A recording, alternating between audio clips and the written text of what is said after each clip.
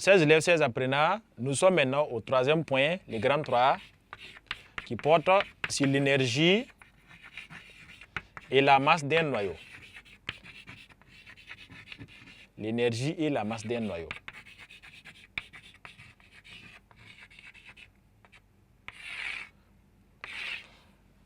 Dans ce paragraphe, nous allons voir d'abord la masse d'un noyau. Donc, il y a ce qu'on appelle la masse d'un système de nucléons liés et la masse d'un système de nucléons isolé. Donc, si vous avez les particules qui sont ensemble, les protons et les neutrons qui sont dans les noyaux comme ça, liés. Donc, ici, les particules, les nucléons sont liés. Et je prends notre système où ces nucléons sont séparés, sont isolés. Donc, on suppose que c'est les mêmes nombres. Alors, on va constater que lors des mesures, lors des pesées, la masse du système de nucléons liés là est inférieure à la masse du système de nucléons quand c'est isolé. Donc, techniquement, si on isole les nucléons, ça semble peser plus que quand les nucléons sont liés dans les noyaux. Donc, ces paradoxes nous conduisent à une notion qu'on appelle les défauts de masse. Donc, le défaut de masse d'un noyau consiste à faire la différence entre la masse du système de nucléons liés et du système de nucléons isolés et la masse de ces mêmes systèmes de nucléons liés dans un noyau. Donc, défaut de masse. Défaut de masse. Donc, elle est définie par delta M. Donc, c'est la différence entre la masse des nucléons isolés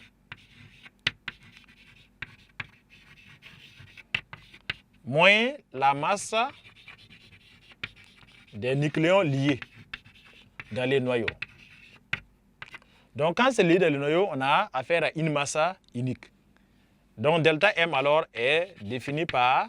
Donc, pour avoir la masse des systèmes nucléons, quand c'est isolé, on a les protons à part, nous avons les neutrons à part. Pour avoir la masse des protons, on va d'abord prendre, ça fait le nombre de protons qui est Z, par la masse des protons qui est MP.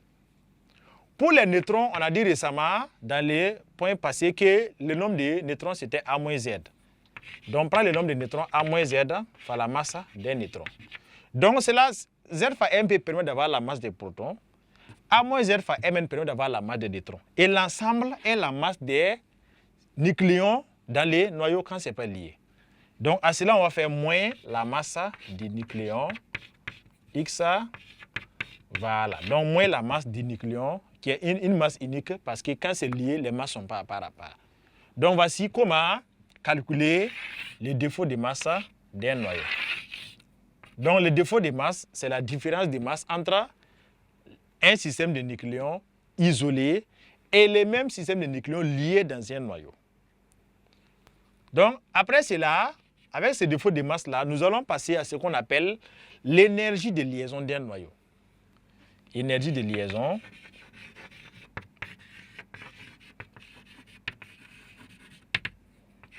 Donc, ce qu'on appelle énergie de liaison là, c'est l'énergie qui maintient les différents nucléons là liés dans les noyaux. Pourquoi les nucléons ne se dispersent pas? Pourquoi ils restent liés dans les noyaux? C'est parce qu'il y a une énergie qui les maintient liés dans les noyaux. Donc, cette énergie qu'on appelle énergie de liaison, qui est aussi une énergie de masse là, elle est définie par l'énergie qu'il faut fournir au noyau pour arriver à séparer les nucléons, les différents nucléons, les mettre à part. Donc, c'est l'énergie à fournir au noyau. C'est l'énergie qu'il faut fournir au noyau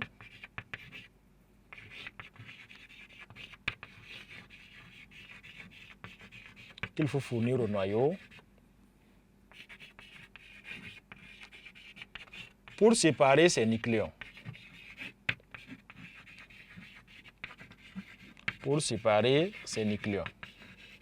Donc, des fois, dans les sessions d'évaluation, vous allez rencontrer, on va vous demander la définition de l'énergie de liaison d'un noyau. Donc, c'est l'énergie qu'il faut fournir au noyau pour séparer ces nucléons. Et pour calculer sa valeur, elle est définie par EL égale à delta M qu'on a calculé derrière là, fois C carré. Donc, on peut remplacer delta M par l'expression qui est là. Donc, ça va vous faire alors ZMP plus A moins Z fois Mn, masse des neutrons, le tout moins Ma X AZ Donc ça, c'est le défaut de masse que j'écris comme ça. Le tout fois C carré. Donc voici comment va l'énergie de liaison d'un noyau. Après l'énergie de liaison d'un noyau, on peut aussi voir ce qu'on appelle l'énergie de liaison par nucléon. Donc énergie de liaison par nucléon, énergie de liaison par nucléon.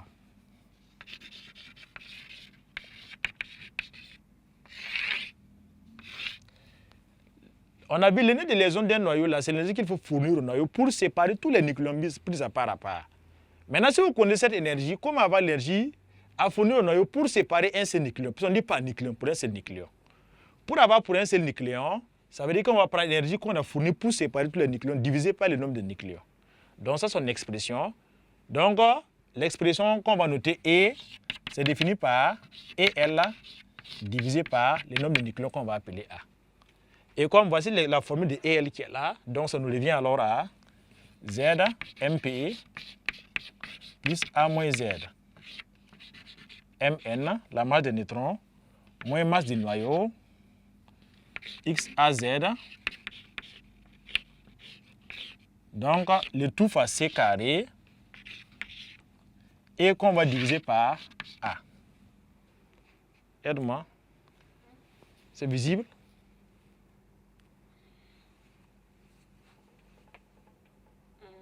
Ok. Il ne faut pas dépasser ça. Ok.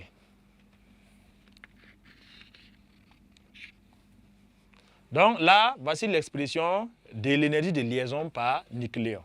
Donc on va donner sa définition. Là-bas, c'est l'énergie qu'il faut fournir au noyau pour arriver à expulser un seul nucléon, bien extraire un seul nucléon. Donc c'est l'énergie à fournir au noyau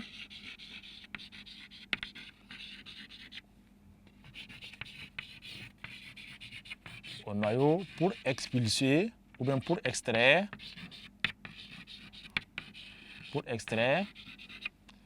un seul nucléon.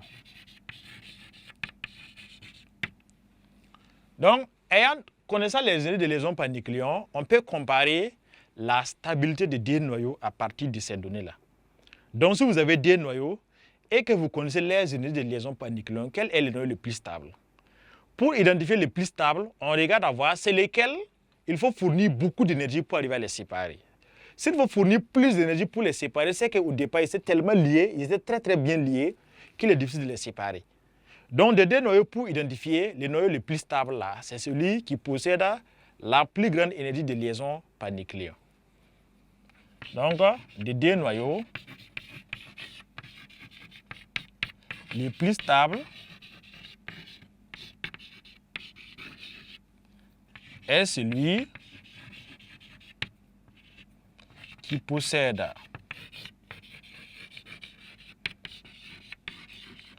la plus grande énergie de liaison par nucléon.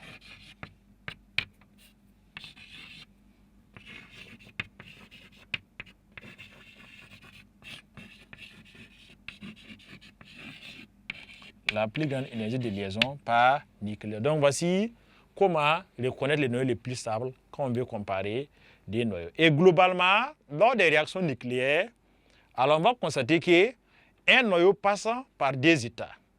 Il y a d'abord un état où il est excité et un état où il est au repos. Donc d'abord, on peut passer lorsque le noyau subit, il se désintègre et les particules s'isolent. Ça veut dire qu'ils seront dans un état excité, puis ils vont revenir à la fin dans un état de repos où ils sont assez stables, où les énergies peuvent être données par les valeurs que nous avons. Mais quand ils sont excités, généralement, ils émettent des rayonnements électromagnétiques qui font qu'il y a des nouvelles formes d'énergie qu'il faut prendre en compte.